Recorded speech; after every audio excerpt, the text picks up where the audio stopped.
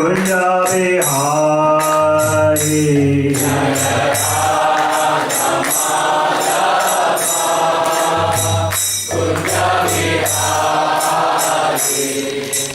Gopi Janavallabha Girvardhari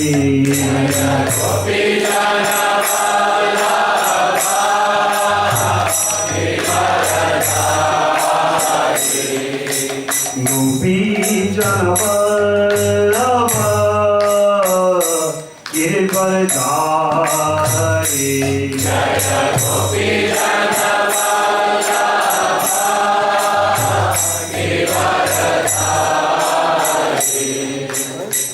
Yashoda Nandana Vrajajana Ranjana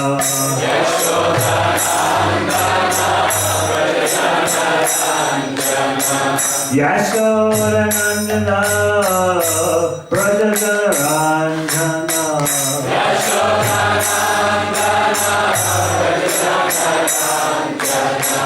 Jamuna Tira Vanachari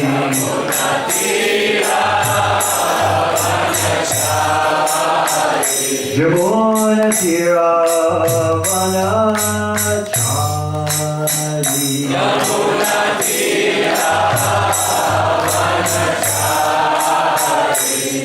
Jaya Radha Madhava Kunja Bihari Jaya Radha Kunja Bihari Jaya Gopi Janavallabha Girvardhari Jaya Gopi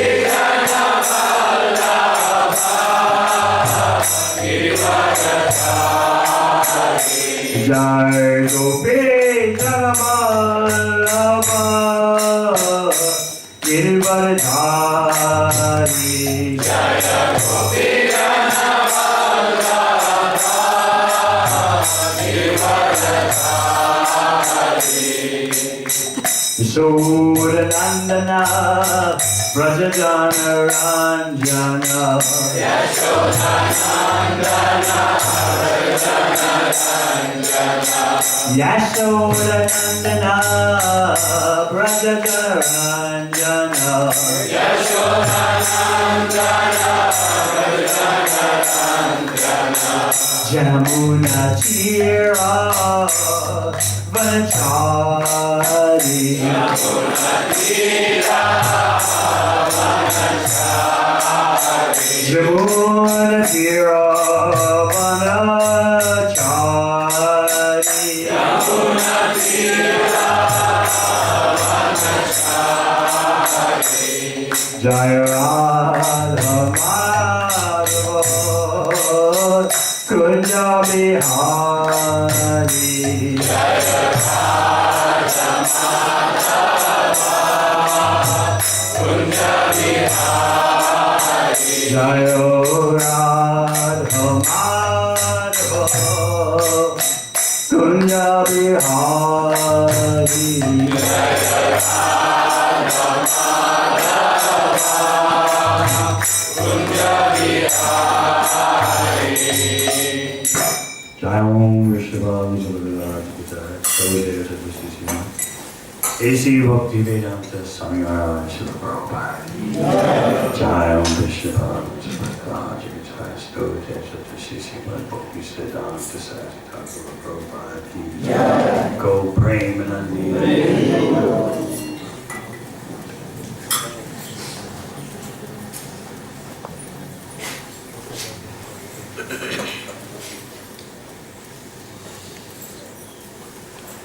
Om Namo Bhagavate Vasudevaya Om Namo Bhagavate Vasudevaya Om Namo Bhagavate Vasudevaya Om Namo Bhagavate Vasudevaya Om Namo Bhagavate Vasudevaya.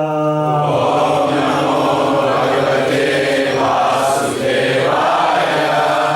Srimad Bhagvatam, 10th Canto, Chapter 6, The Killing of the Demon Putana. Text 20 and 21.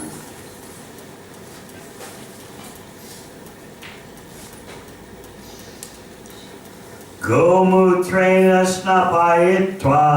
Gomutrena snapayitva.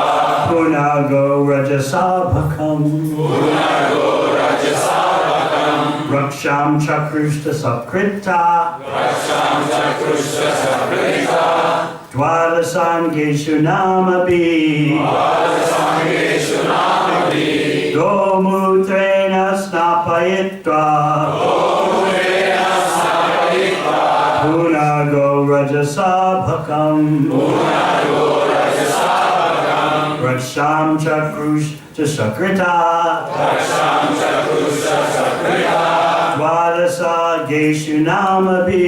Dvadasangeshu namabi. Gomutrena snapayitva. Gomutrena snapayitva. Punago rajasabhakam. Punago rajasabhakam. Raksham chakrushta sakrita. Raksham chakrushta sakrita. Dvadasangeshu namabi. Dvadasangeshu namabi. Gomutrena snapayitva. Gomutrena snapayitva. Punago rajasabhakam. Punago rajasabhakam. Raksham chakrushta sakrita. Raksham chakrushta sakrita. Dvadasangeshu namabi. Dvadasangeshu namabi. Gomutrena snapayitva. Gomutrena snapayitva. Punago rajasabhakam. Punago rajasabhakam. Raksham chakrushya sakritva. Raksham chakrushta sakrita. Dvadasangeshu namabihi. Dvadasangeshu namabi. Gomutrena snapayitva. Gomutrena snapayitva. Punago rajasabhakam. Punago rajasabhakam. Raksham chakrushya sakrita. Raksham chakrushta sakrita.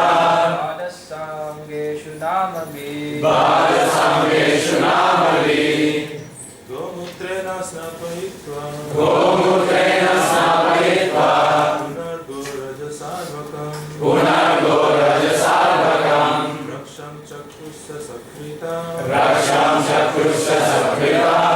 Dvadasangeshu namabi. Dvadasangeshu namabi. Vaishnavis.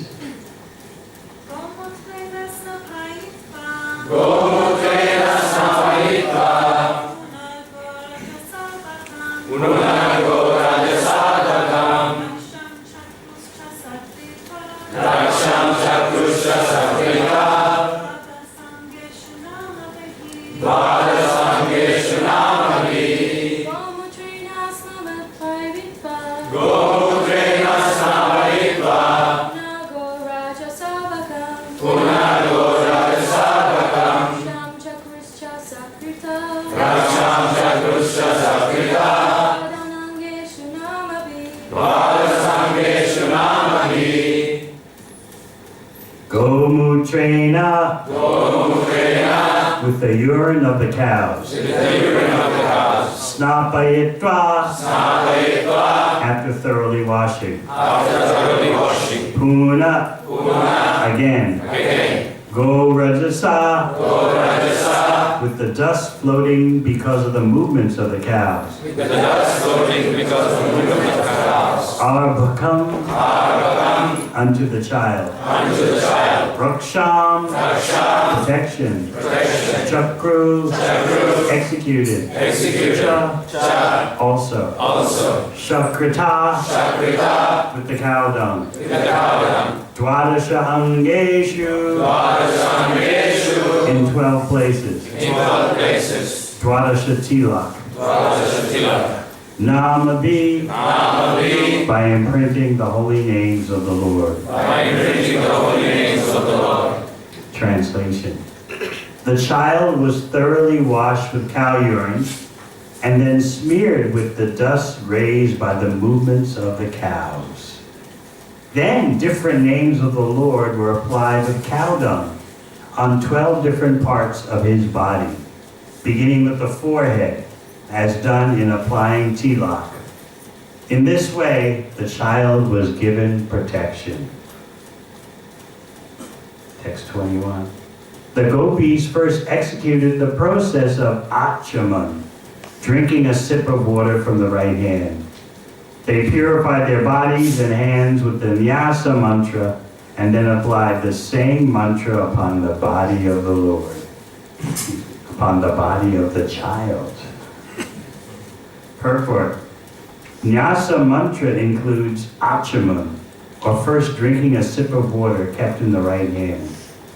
There are different Vishnu mantras to purify the body. The gopis, and in fact any householders, knew the process for being purified by chanting Vedic hymns. The gopis executed this process first to purify themselves, and then to purify the child Krishna. One executes the process of anga nyasa and kara nyasa simply by drinking a little sip of water and chanting the mantra. The mantra is preceded with the first letter of the name, followed by the anusvara and the word nama. Om nama just tavangri and avyat. Mamano, mummy moms, tava, janani, avyat, and so on. By losing Indian culture, Indian householders have forgotten how to execute the Anganyasa and are simply busy in sense gratification without any advanced knowledge of human civilization. Om Jnana-Chimadandasya Jnananjana Shalakaya Chakshura-militam Yena Tasmai Shri Gurave Namaha. Jai Shri Krishna Chaitanya Prabhu Nityananda Shri Advaita Gadadhar Srimati Gaur Bhakta Vrinda. Hare Krishna, Krishna Krishna, Hare Hare, Hare Rama, Rama Rama, Hare Hare.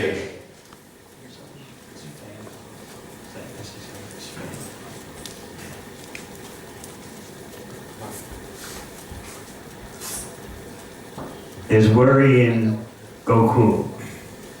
Krishna has been attacked, and therefore to protect Krishna, the elder gopis are executing all these purificatory functions to create auspiciousness. Of course, Krishna is the supreme auspiciousness. There's never any inauspicious moment for Krishna, because Krishna has no material form, he has no material personality, he has no material individuality. Yet, for the pleasure of his devotees, for the Ananda Chinmaya Rasa, Krishna is appearing in a fearful situation. This situation, remember, was predicted by Vasudeva when Nanda Maharaj went to Mathura to pay his annual taxes to King Kamsa. No one other than King Kamsa.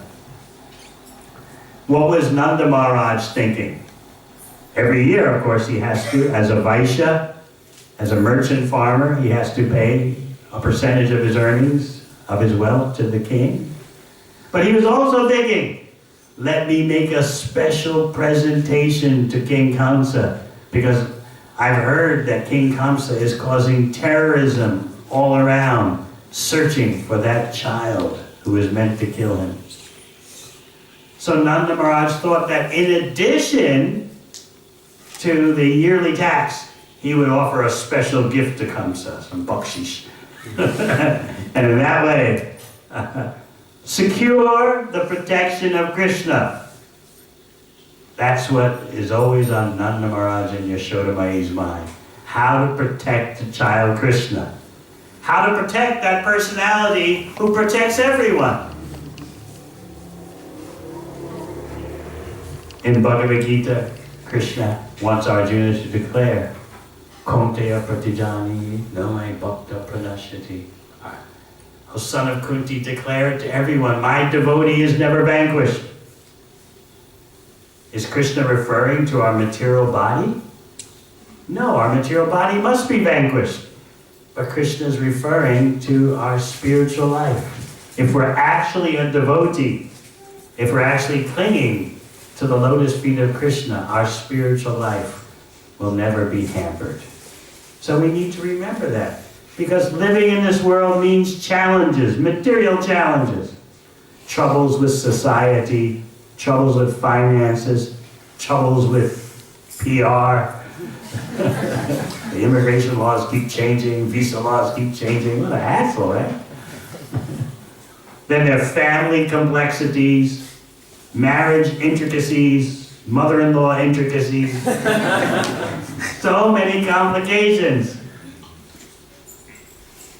which can get us down in our spiritual life. And sometimes even in the association of devotees. There are misunderstandings, perceived problems caused by social interaction, lack of communication, insensitivities. So we can allow all this sum total of complexity to really weigh on us and discourage our spiritual advancement. But Krishna has Arjuna declare it boldly. If we actually focus on being a devotee, our spiritual life will never be hampered, what to speak of vanquished. So the question is, does Krishna need protection? Of course he doesn't need protection. But he, through his pastime energy, Leela Shakti, who is known in Vrindavan as Vrinda, through that pastime energy, Krishna is arranging so many circumstances to increase the affection of his devotees. So Nanda Maharaj, in going to Mathura, is simply thinking of the protection of Krishna, his child. And of course, Krishna needs no protection. But this is the rasa, this is the flavor of the loving relationship. So you know how Nanda Maharaj and the cowherd men made that trip to Mathura. They paid their taxes to Kamsa. And then Vasudeva, who was evidently out of prison at the time, waited for the strategic moment. All right, Nanda Maharaj has paid his taxes and given a gift to Kamsa. So Kamsa is momentarily pacified. Now I can seize the opportunity to go see Nanda Maharaj. Because the two were very intimate friends. They're both from the same grandfather, but from different grandmothers. Nanda Maharaj is from a Vaishya, merchant farmer grandmother. And Vasudeva is from a Kshatriya, warrior administrator grandmother. So they were very intimate, not only in bodily relationship, but also in their friendship. So Vasudeva came to see Nanda Maharaj, and both felt like the life had returned to their body, showing you the intensity of Vaishnava camaraderie. When we see another devotee whom we haven't seen for a long time, as we progress in bhakti and the envy, the pride, the lust starts to be washed away, then upon greeting another Vaishnava after a long absence, we can feel like that. Oh, my life has returned to my body. I know it sounds impossible. Exaggeration. But that's how Nanda Maharaj and Vasudeva are showing the peak potential of Vaishnava relationships.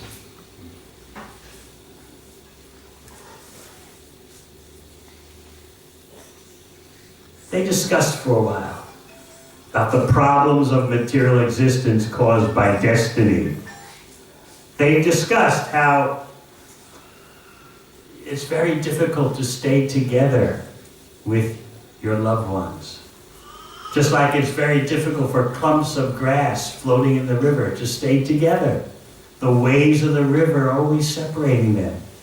Similarly, it's so difficult for us to stay together with those who are dear to us. That is one of the symptoms of the age of Kali. You always meet with what you don't want and separate from what you do want. This is a fundamental characteristic of the time we're living in. So Vasudeva and Nanda Maharaj, they discussed this. Then Vasudeva made an amazing inquiry, which doesn't make sense to us at all. He said, how are the cows? How are the pastures? Is the grass growing? Are the animals happy? What's that got to do with us, right? Cows, pasture, grass, milk.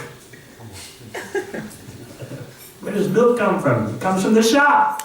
What happens before that's not our affair, right? It's none of our business. Krishna's Govinda, the one who especially gives pleasure to the cows and the senses. But that's Krishna. As for us, our lifestyle is different. So in the purport, you can look at 10th canto, chapter 5, verse 26, I believe. Prabhupada says at least 5 times, how can human beings be happy without making the cows happy? Odd, isn't it? Very like Indian village stuff, huh? Now if Prabhupada had said, how can human beings be happy without IT? Oh, yeah. That makes complete sense, Jai Prabhupada. The more IT, the better. But Vasudeva is actually revealing how uncivilized we are. We think we know all about human civilization. And again, Prabhupada makes the point. Taking advantage of this conversation between Nanda Maharaj and Vasudeva, he seizes the opportunity to make the point that real human civilization means human beings are happy just by drinking milk. Sounds very weird, doesn't it? How's drinking milk going to make me happy? So I'm not here to advocate village life, don't worry. I'm not here to advocate that you all become cowherd boys. But what we can learn from that section of Bhagavatam is that we really don't know what human civilization is. That we can understand.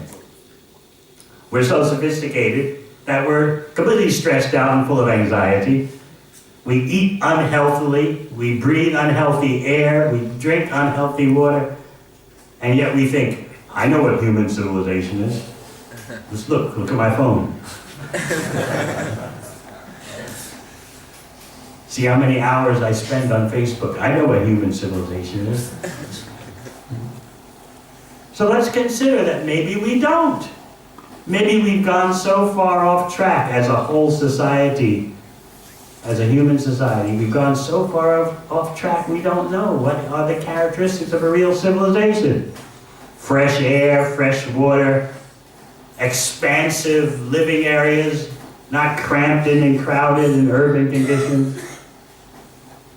You see, for the first time in recorded human history, more human beings now live in cities than outside cities. And we think that's all sophistication, it's all advancement.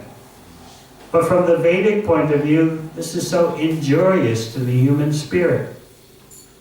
So obviously, you all can't just move out into the rural areas. But at least we should know that we're missing what is real human civilization. That is the point. We are so proud. We know what advanced society is. We know what human progress is. Actually, we don't have a clue. Therefore, we get bewildered when we read over and over again. Human beings are happy by drinking milk. Milk, comes from the store. Well, that's it.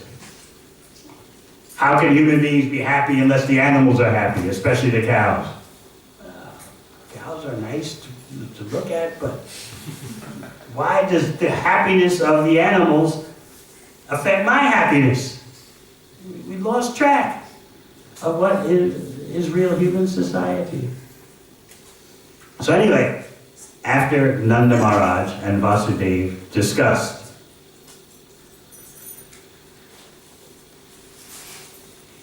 Vasudeva was satisfied and also gave a warning.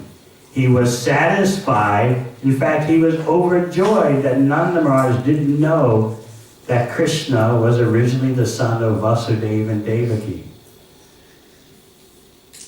Vasudeva had inquired in the conversation, "How are things in Gokula? I heard you had a son even at your advanced age."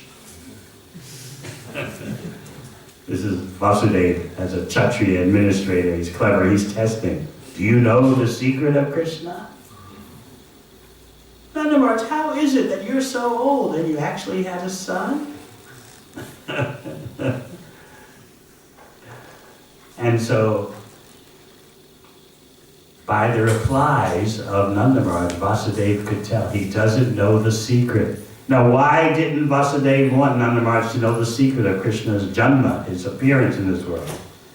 Because he knew word would get out. If Nanda Maharaj knows, some or others in Gokul will know, and eventually Kamsa will find out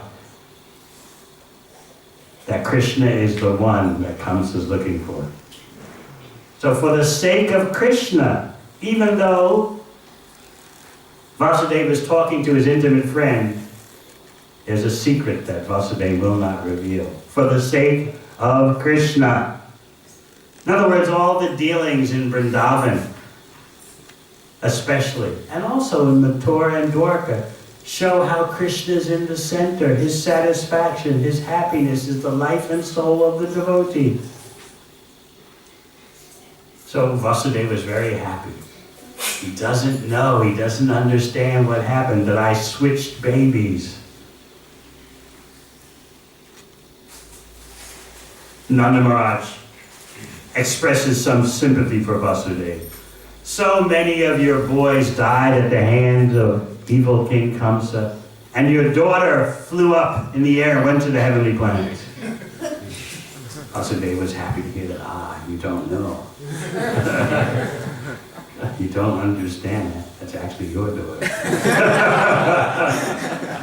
That means Krishna is safe. The secret is safe. Even Nanda Maharaj doesn't know what happened when Yashoda gave birth.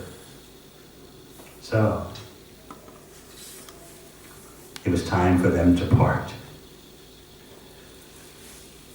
They had both relished each other's association.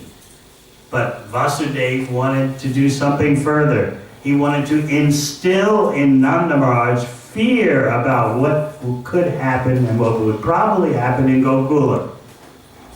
Because Vasudeva again is thinking, protect Krishna, protect Krishna. So he wanted to motivate Nanda Maharaj to be more concerned about what's happening at home. He wanted Nanda Maharaj to hurry up and get home, all for the protection of Krishna. And he knew Nanda Maharaj is so attached to his son Krishna, who's actually Vasudeva's son. And so in this way, Vasudeva was motivating him. You know, you should hurry back to Gokula. There could be disturbances there. So Nanda Maharaj, being a farmer, he thought, Vasudeva is very strategic. He probably sees something I don't see. In any case, we must protect child Krishna. So Nanda Maharaj and the cowherd men loaded up the bullock carts and went back to Gokul. And you know what they saw as they entered Gokul. They saw the dead body of Putana. So what was Nanda Maharaj thinking? What was he thinking? He and the elder cowherd men, as they entered Gokul, there's this huge, hideous body. They're thinking, Vasudeva must have mystic power. How could he know in advance that there would be a terrorist attack on Gokul? He must have psychic powers. Simply Vasudeva, as a Kshatriya, made his managemental analysis. You never know what that terrorist king Kamsa is going to do. We all should be careful.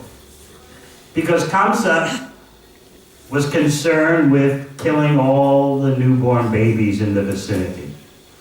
He took things one step further. than what his demoniac advisors told him. What did Kamsa's demoniac ministers tell him? Better harass all the saintly persons in the area. And that way, there'll be no yagyas, because saintly persons, brahmanas, perform yagyas, and by the performance of yajna, what happens? The